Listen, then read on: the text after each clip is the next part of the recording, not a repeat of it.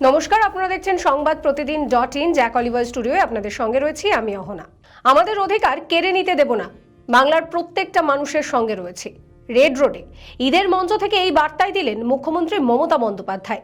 একই সঙ্গে একযোগে বিজেপি এবং নির্বাচন কমিশনকে কটাক্ষ করলেন তিনি। প্রতি বছরের মতো এবারেও শনিবার সকালে রেড রোডে ঈদের নামাজে অংশগ্রহণ করেন মুখ্যমন্ত্রী মমতা বন্দ্যোপাধ্যায়। তার সঙ্গে ছিলেন অভিষেক বন্দ্যোপাধ্যায়ও। হাতে আর মাত্র একটা মাস, আর তারপরই বঙ্গবাসী ভোটের লাইনে দাঁড়াবে। তার ঠিক আগেই ঝোড়ো প্রচার শুরু করতে চলেছে রাজ্যের শাসক দল তৃণমূল কংগ্রেস।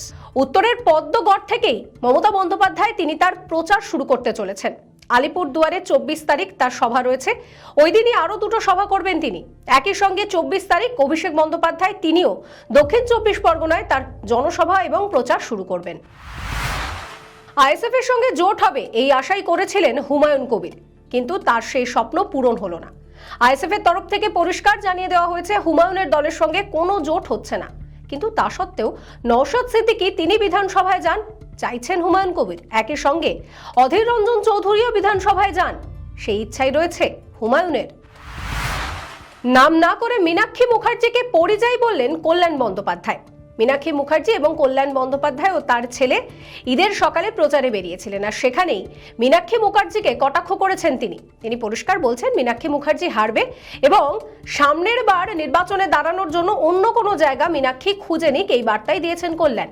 পাল্টা মীনাক্ষী বলছেন ঈদের দিন সকলেই খুশি থাকুন, আমাকে সবাই ভোট দেবে, সবাই আমার পাশে থাকবে, ঠিক যেভাবে আরজিকর আন্দোলনের সবাই আমার পাশে ছিল।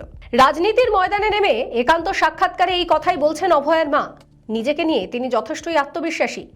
তার মতে তৃণমূলের বিরুদ্ধে তিনি না দাঁড়ালে তৃণমূল জিতে যাবে, সেই বিষয়টা তিনি চান না, তাই রাজনীতিতে প্রবেশ।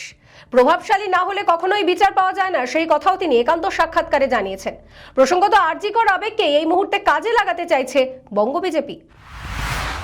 হিঙ্গলগঞ্জের প্রার্থী রেখা পাত্র শুভেন্দু অধিকারীকে ধন্যবাদ বলে তিনি ছোট করতে চান না, বরং শুভেন্দু অধিকারীকে পায়ে হাত দিয়ে প্রণাম করতে চান। একই সঙ্গে নিরাপত্তা নিয়ে এখনো তিনি অভাব বোধ করছেন, সেই কথাও বলেছেন। রাতের সন্দেশখালী এখনো নিরাপদ নয়। অন্যদিকে শেখ শাহজাহানের সর্বোচ্চ শাস্তি দাবি করছেন বিজেপি প্রার্থী রেখা পাত্র।